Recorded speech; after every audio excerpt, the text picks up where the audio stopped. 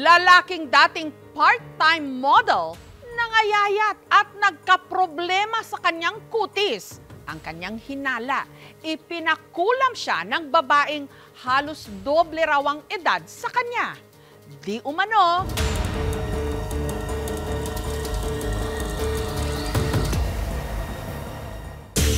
si Willie, certified banidoso. Ang kanyang kaha, bata kaka-workout. Papabalk po talaga ako sa gym. Ang kanyang kutis, makinis. Yun po yung puhunan ko, pinagkikitaan ko sa pangharaw-araw ko po. Puhunan daw kasi talaga niya ang kanyang itsura at katawan dahil isa siyang model sa bar. Pero ang pinakaiingatan niyang asset, ngayon, tila naging liability. Ang kanyang katawan, namayat mula sa dating 80 kilos. Mga 65 na lang po ako ngayon. Habang ang kanyang balat namula, nagkasugat-sugat. At nung natuyo, nangitim. Nabigla nga ako bakit nagkaganon? Sobrang kate rin po na hindi ako nakakatulog. Pero ang sakit ni Willie, hindi raw niya madaan-daan sa kung anong gamot o ointment. Hinala kasi niya. May babaeng mas matanda na galit po sa akin. Baka kinulam siya ng babae na nakagusto sa kanya. Sino ang babaeng ito? Sinabi po niya na pag ako nagalit, di mo magugustuhan. At ano naman ang kanyang atraso? Pinag-aaralan ko po na mahalin siya. Kaibigan lang po talaga. Parang nanay ko na lang din. Totoo ba na si Willie nakulam?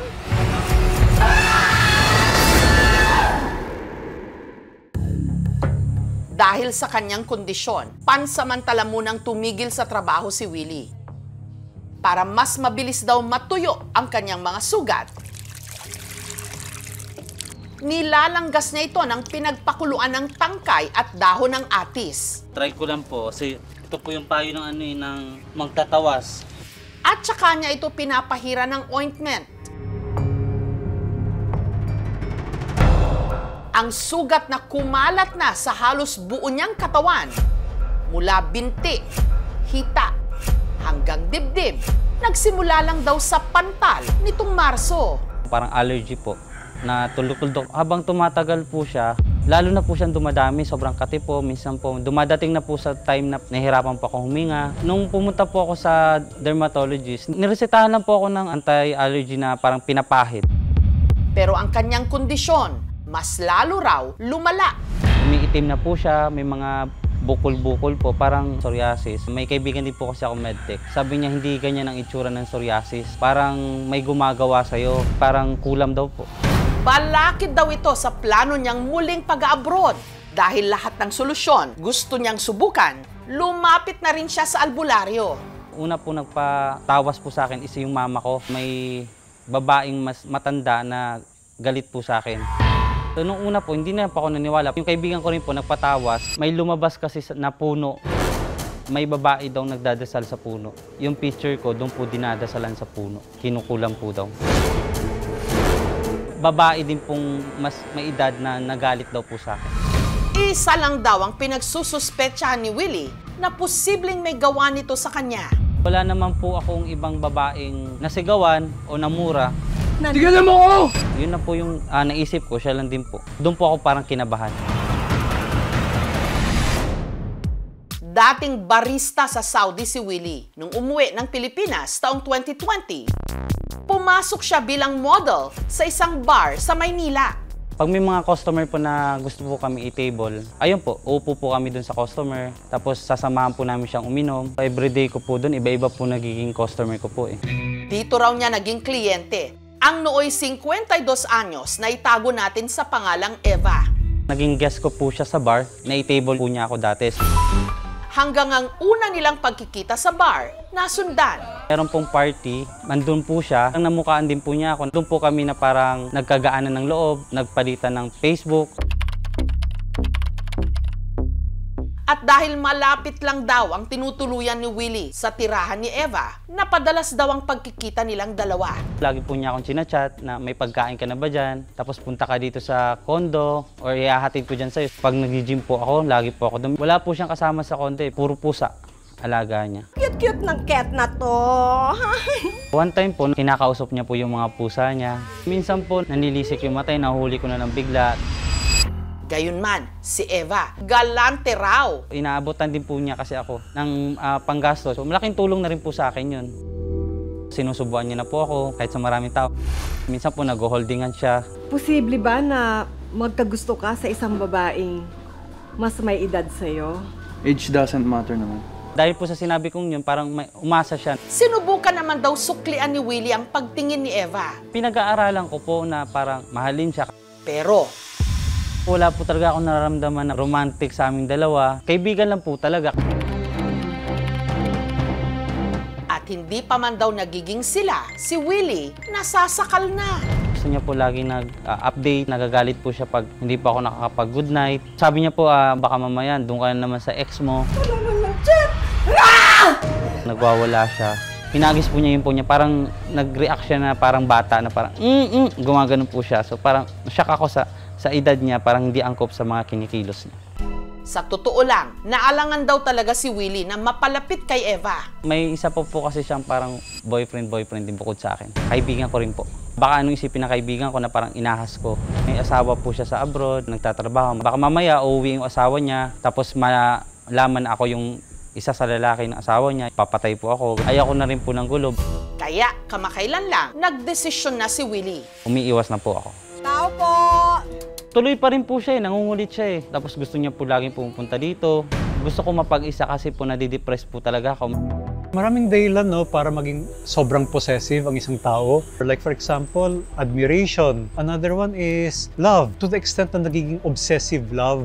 Ang pwede nilang gawin ay i-confront yung tao, and then kung hindi pa rin magets, then perhaps you can call somebody, an authority figure, or perhaps a friend, basta may third party, witness, or mediator.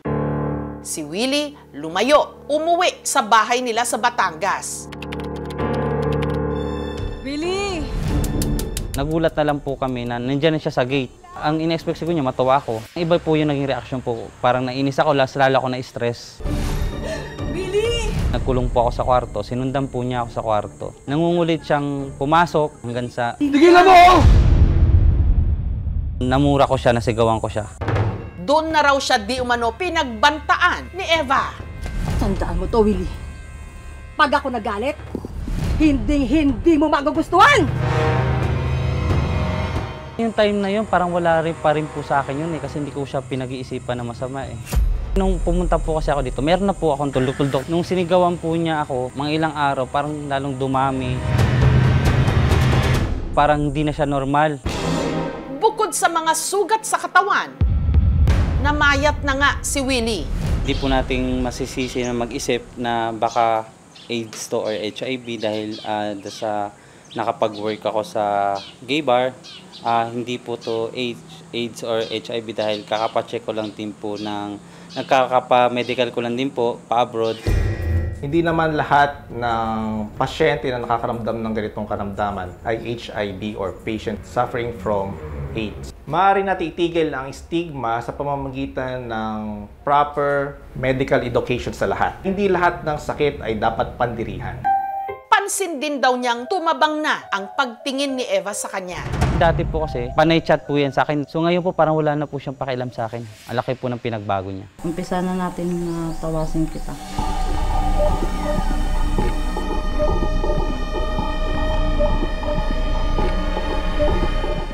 Doon ka dinadasalan sa puno. May sinabi siya doon sa puno. Kasi masama talaga ang loob niya sa sinabi niya sa kanya na masakit na salita. Tigilan mo! Dinamdam niya ng gusto. At ayon nga sa albularyo, Pinakulam ka talaga niya. Pagka humingi ka ng tawad sa kanya, patawanan ka niya, babawiin niya yung ginawa niya sa'yo. Kung may time po ako na parang makapaghingi ng sorry sa kanya, gagawin ko po para mawala na po lahat kung anong po yung galit niya. Meron tayong mga paniniwala ng mga mas mabubuting espiritu At meron din tayong paniniwala sa mga masamang espiritu. Kasi nung unang panahon, nag-aaway-away din ng mga tao at humihingi ng tulong sa mangkukulam, pangganti, pag sila ay sinasaktan.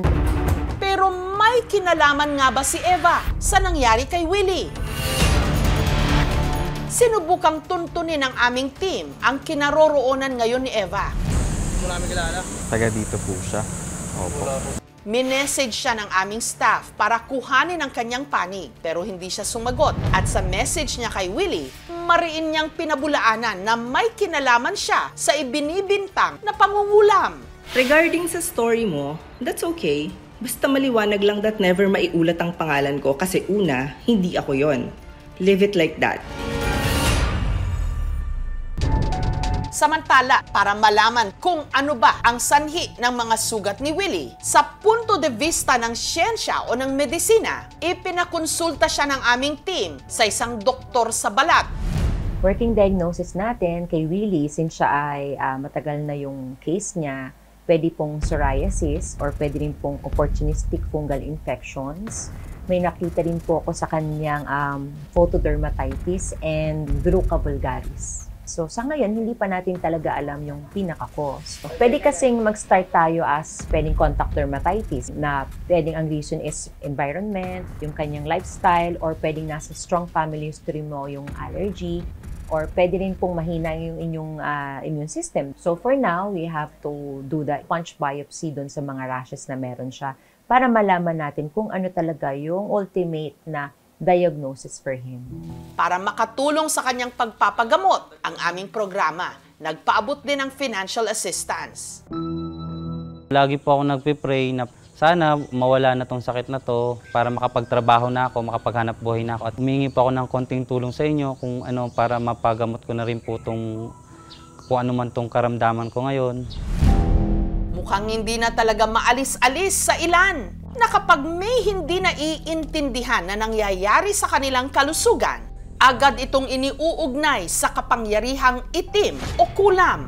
Ang nais lang ngayon ni Willie, gumaling at makipagpatawaran sa mga nakasamaan niya ng loob. Humingi din ako ng pasensya na pag-isipan din kita ng masama. Naging mabait ka naman sa akin. Salamat sa lahat ng mga tulong mo sa akin. Thank you rin sa mga good memories. Ingat ka palagi.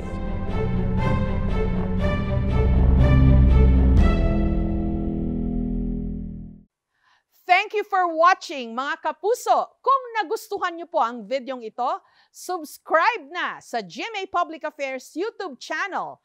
And don't forget to hit the bell button for our latest updates.